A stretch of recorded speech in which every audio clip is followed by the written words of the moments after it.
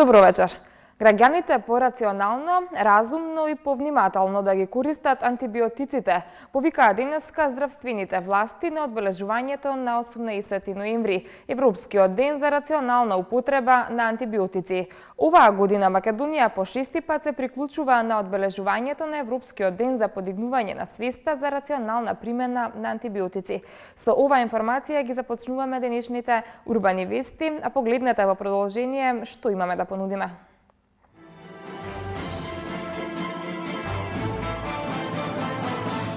Трајановски го започна 10-тиот циклус посети по скопските општини.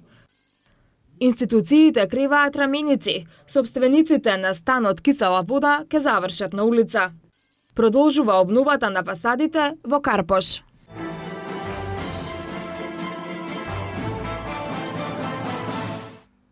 Градоначалникот на град Скопје Куце Трајановски денеска од општина Газибаба го започна 10-тиот циклус посети на сите 10 скопски општини. На средбата се разгледуваше работата на јавните предпријатија, како и проектите кои треба да се реализираат во општина Газибаба за следната година.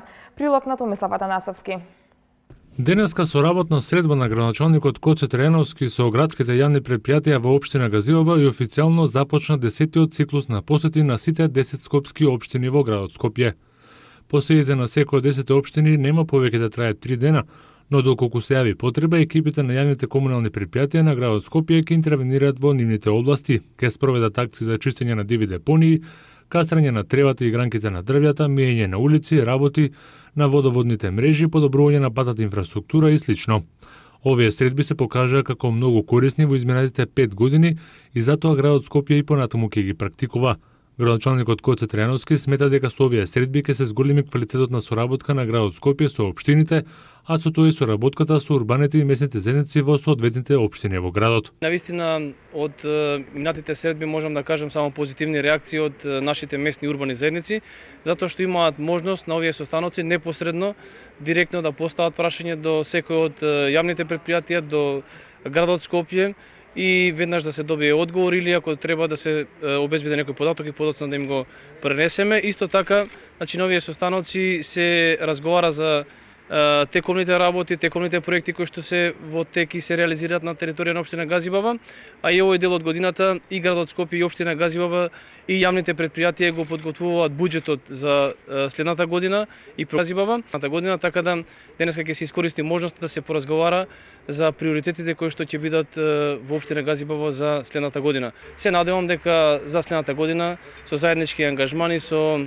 понатомошна заедничка координација ќе успееме да реализираме уште повеќе проекти на територија на општина Газибаба. Градоначалникот на општина Газибаба Тони Трајковски е задоволен од резултатите од досегашните вакви средби, како и соработката со градот Скопје и јавните предпријатија кои е на највисоко ниво. Денеска сме во општина Газибаба заедно со градоначалникот Тони Трајковски.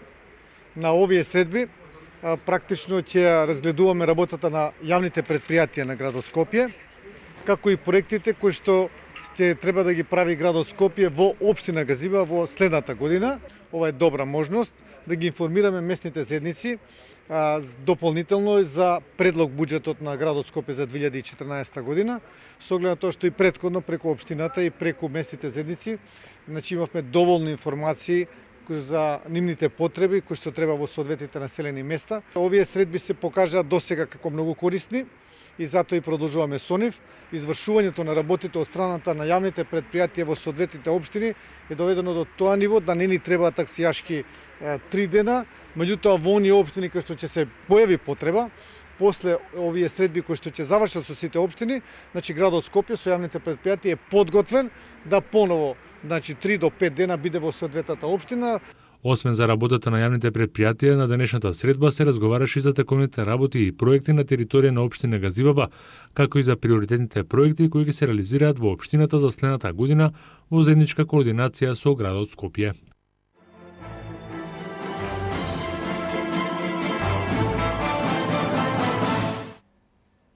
Во рамките на проектот да го вратиме сјајот на старите фасади во Карпош, започна реновирањето на старата фасада од зградата која се наоѓа на булеварот Партизански одреди. Старата дотраена фасада ќе добие нов лик во должина од 4500 метри квадратни. За разлика од другите фасади, оваа термоизолациона фасада ќе биде со дебелина од 10 см, со која се имплементираат најновите стандарди за енергетска ефикасност, истакна денеска првиот човек на Карпош, Стефче Акимовски. Продолжуваме со финансирање на реконструкција на фасадите, кој е дел од проектот за енергетска ефикасност во општина Карпош. Конкретно ја реконструираме фасадата на оваа зграда, која се наоѓа во Карпош 2.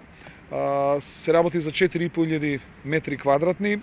Се става изолација стиропор од 10 см. Целата инвестиција ќе чини некаде околу 9 милиона денари, со тоа што граѓаните претходно со помош на Хабитат ги променија прозорите, значи ставија исто така термопан стакла и нови прозори, со што зградата ќе биде целосно енергетски ефикасна и граѓаните ќе имаат многу голема заштеда на топлинска енергија и пред се во летните периоди за ладење. Иако имаат собствен стан, семејството Спасиновски од скопската населба Киселавода е принудено да живее под кирија благодарение на соседката која постојано им го поплавува станот. Откако општина Киселавода, Министерството за внатрешни работи и социјалните служби се изјаснија дека немаат надлежност да го решат овој случај. Оштетеното семејство прашува кој има надлежност да превземе мерки за да им го врати станот во нормална состојба. Семејството Спасиновски од населбата Киселавода веќе неколку месеци е принудено да живее под кирија и покрај тоа што поседува собствен стан. Причината е соседката која живее над нив и која постојано, намерно им го поплавува станот. Како што објаснува еден од членовите на семејството, кога првиот пат се случила поплавата во нивниот дом, се одлучиле да ја помогнат на соседката која живее сама и да ја реновираат бањата. Но само по 2 недели станот повторно се поплавил, пошто повикале полиција и објасниле дека станарката на зградата на улица Пушкинова нема проблем со водоводната инсталација, туку станот го поплавува со тоа што со црево и кофи со вода секојдневно го мие подот. Сепак, и покрај направениот записник и утврдената штета, службениците на МВР го напуштиле станот со оправдување дека решавањето на случајот не е во нивна надлежност. Следало реагирање во општина Киселавода, од каде по направениот увид од страна на инспектор за домување им било кажано дека секој може да прави што сака во сопствениот стан, не земајќи предвид дека прави голема материјална штета на останатите станари. Оштетеното семејство во очај продолжило спасот да го бара во институциите. Се обратиле во Центарот за социјални работи, од каде побарале сместување на нивната соседка во некоја институција. Кога социјалните работници излегле на увид, без да се направи категоризација и преглед, констатирале дека проблематичната станарка е сосема нормална жена, која нејзиниот стан, а и станот на соседите го уништува со секојдневно пуштање со вода од црево, само затоа што е недомакинка. И според нивниот записник нема основ истата да се отстрани од зградата. Откако делото се повторило, социјалната служба во придружба на полиција и брза помош ја однале во болницата за ментални болести Бардовци, од каде за кратко била пуштена дома без да ѝ се направи категоризација и преглед на незината психичка состојба. Сега, откако Спасиновски изгубија надеж дека некогаш ќе може да се вселат повторно во сопствениот стан, се соочуваат со уште еден поголем проблем. Се соочуваат со тужба од соседите под нивниот стан. Имено водата на проблематичната жителка на Киселавода стигна 2 ката под неа и директно тече во електричната инсталација, од каде што бараат водата да се сопре, но не сакаат да сватат дека таа не протекува од кај нас, туку од најгорниот кат, објаснува оштетениот станар.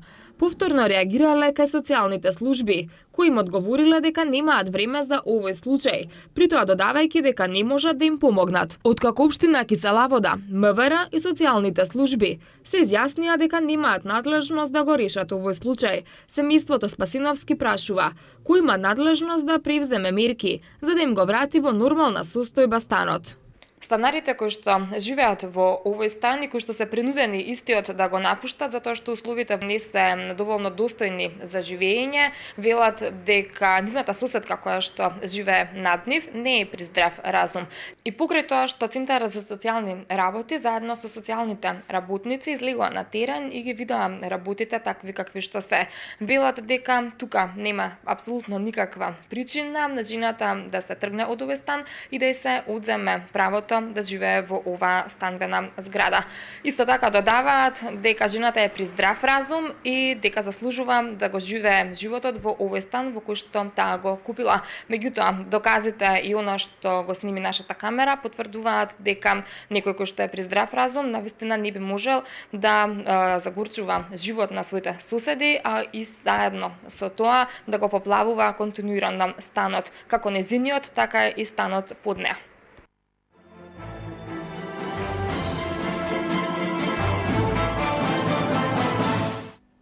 Под мотото "Ние сакаме, вие знаете, заедно можеме" започна традиционалната недела на грижа за стари лица.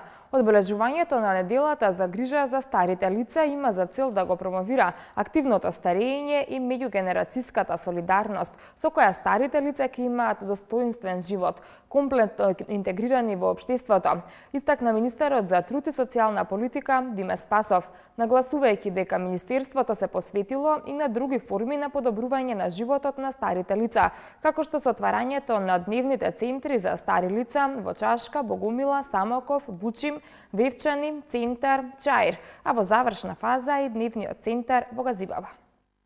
Старењето на популацијата само по себе наметнува голем број на нови квалитативни и квантитативни здравствени, економски и социјални предизвици. Едноставно нема сфера во општествениот живот во која што не можат да се почувствуваат последиците од демографското старење. Во таа насока си низата на реформи кои што владата на Република Македонија ги превзема во здравствената заштита, во социјалната заштита и преку други форми со кои што значајно се влијае на подобрувањето на затекнатата состојба. Министерството за труд и социјална политика работеше и на други форми на подобрување на животот на старите лица, како што со отварањето на дневните центри за стари лица во Чашка, Богомила, Самоков, Бучим, Вевчани, Центар, Чаир. Во завршна фаза и дневниот центар во Газибаба, а започнуваме овој месец да работиме и на објектот за дневен центар за стари лица во Неготино, а дополнително планирано и отворање на дневни центри во Чишиново, Блешево и во Виница. Отварањето на центрите за давање на помош во домашни услови, обезбедување на социјална заштита и социјална сигурност преку проектот Банјско-климатска рекреација за корисници на пензии. Агенцијата за катастар на недвижности на Македонија денеска потпиша меморандум за соработка со Републичкиот геодетски завод на Република Србија со цел размена на знаења и стручност. Во Агенцијата за катастар на недвижности денеска беше потпишан меморандум за разбирање помеѓу Агенцијата за катастар на недвижности на Република Македонија и Републичкиот геодетски завод на Република Србија. Меморандумот е потпишан со цел размена на знаења и стручност на полето на воспоставување катастар на недвижности, соработка од областа на основните геодетски работи, проценка на недвижностите, премер на државните граници, управување и користење на националните системи, картографија, геоинформатика, како и воспоставување инфраструктура на просторни податоци. Соработката на двете институции опфаќа размена на информации за активностите, размена на научни и технички информации, обука и размена на персонал, подготовка и имплементација на регионални проекти од заеднички интерес, заедничко настапување пред меѓународни професионални организации, заедничко организирање на конференции, работилници и меѓународна промоција на заеднички програми за соработка. Подпишавме еден меморандум за соработка во кој што ќе се работуваме во иднина за нови вакви проекти, меѓудржавни, значи регионални проекти од областа на катастарот, од областа на геодезијата и од геопросторните податоци.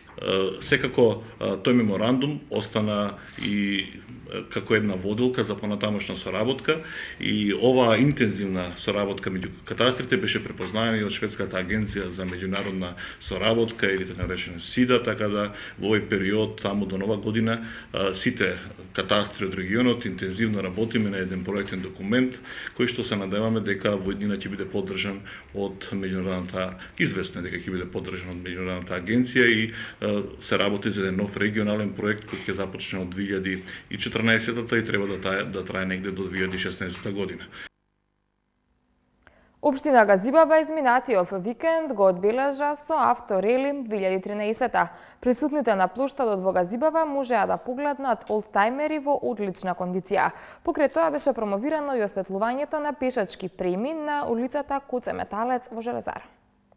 Сметам дека сите заедно можеме да дадеме свој допринос во иднина овие сообраќајни незгоди да се намалат.